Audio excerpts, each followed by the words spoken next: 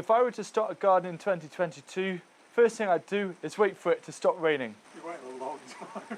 Even though technically I am starting a new garden this year, I've outlined 7 steps that are going to really help you to push through any overwhelm that you have and to make sure that you have as much fun and success as possible. The first step never changes, and I always say this to every new gardener. Before you even go about buying seeds, filling containers, worrying about what tools you need to get, the first thing that you've got to do that's going to be the best investment and bring you the best returns is to start creating your own compost today. Compost for the garden is as important as the battery is for the camera that's recording right now. Without compost, you're not going to have a garden that works. Creating compost is so easy. All you need is 1 bucket of these materials and then 1 bucket of those materials, and you just chuck them into your compost bin using that ratio of 1:1 until it fills up. Turn this pile every 2 to 3 weeks with a fork and you should have beautiful compost in 5 to 6 months. You don't even need to use a compost bin, you can do it straight on the ground. Aim for a pile about 1.2 meters wide, 90 centimeters tall. Just keep turning it, mounting it back up, and you're still going to be able to make compost and save yourself a load of money buying compost bins. The only tip that I'd give to people who've never made compost before is to add as many different ingredients into the compost as possible. Diversity is the key to creating a nicely balanced compost that is rich in microbes and also rich in nutrients to help all of your plants. As soon as you've started creating compost, it's time for step 2, which is to create a gardening mission statement. And in my upcoming book, The Vegetable Growers Handbook, it's available for pre-order now. In that book, we start with one of the first projects, which is to create a gardening mission statement. Ultimately what it is a simple sentence that clearly outlines what you want to get from your growing space this year, and you can use it to make sure that you stay on track, because sometimes we might get a distraction, and it's all of those different distractions that can send us kind of perhaps down the wrong path. So I use a mission statement almost as a filter. If what I'm doing relates to the mission statement, then I'm more than happy to go ahead and do it, because I know it's going to take me a step closer to that end goal and vision. The other thing about a mission statement is that it can change every year. So last growing season, my mission statement was to relish every harvest and escape from a busy world. Now this year, my mission statement is to focus on flavour over productivity. I challenge you to think about what your first ever mission statement is going to be, and just make sure it aligns to not only what you dream of, but something that gets you very excited. It could be as simple as growing your own potatoes to trying to enjoy as much from the garden over, say, the summer holidays. Now what I'd like you to do is, once you've created your mission statement, put it out there as a public pledge in the comments section of this video, because I'd love to see what you share. Once you've created your mission statement, it's time to move on to step number 3. And for this, I'm going to pass you on to a good friend of mine, Niall, from Niall Gardens, who shares a really thought-provoking consideration that I think all gardeners need to think of before the start of spring. A couple of years back, I heard for the first time someone use an old Chinese proverb, which was, "The best fertilizer is the gardener's shadow." And I really love that, because it's true. Just being out in the garden is the best way to see what's changing, what needs to be done, what can be harvested, and the best way to visualize ideas for the future. I believe that gardening and growing should be something that's uplifting, and turning it into work can shift your mindset into a very different place, which may actually put you off from even going out to tend your garden. But there's a solution, and that's to search out or create your own spaces, corners, and moments that you want to be in.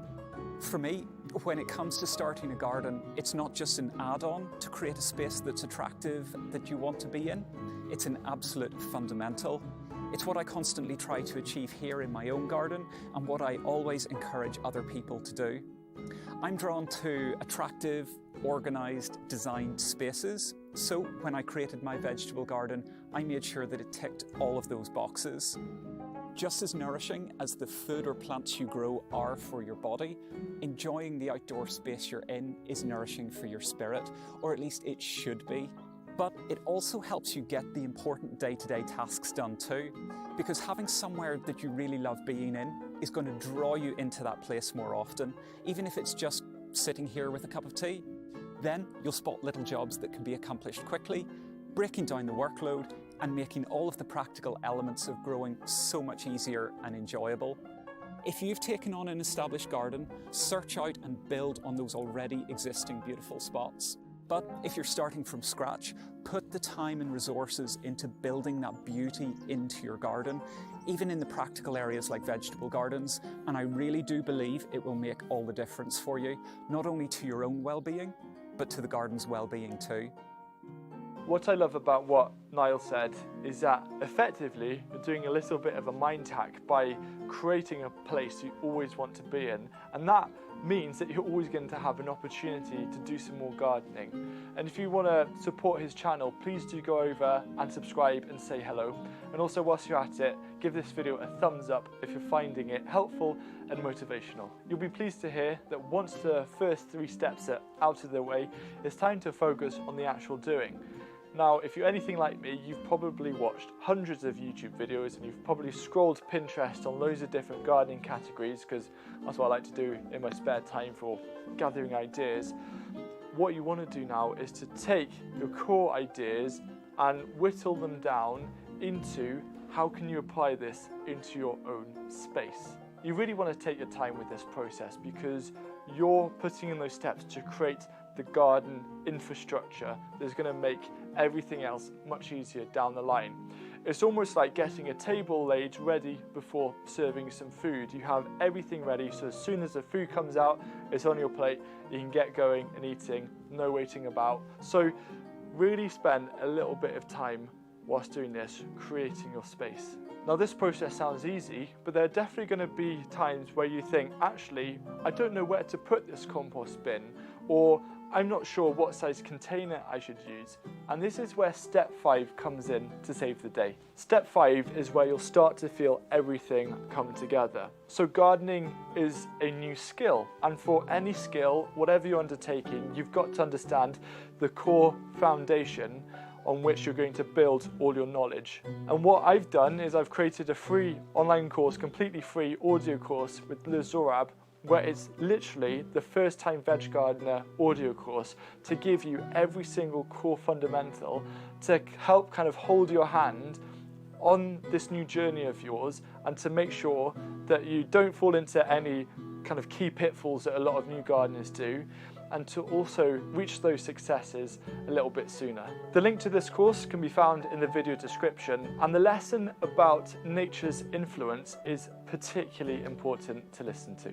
Once you have that rough overview of the core fundamentals and pillar stones of what gardening is, the only other thing you need to worry about is the just-in-time method of learning. So rather than trying to learn everything up front and reading all of the gardening books, what Just in Time offers is whenever you reach a question you have, or a skill that needs learning, or a potential challenge to overcome, you research that so it's nice and clear, and then you put it into practice right away.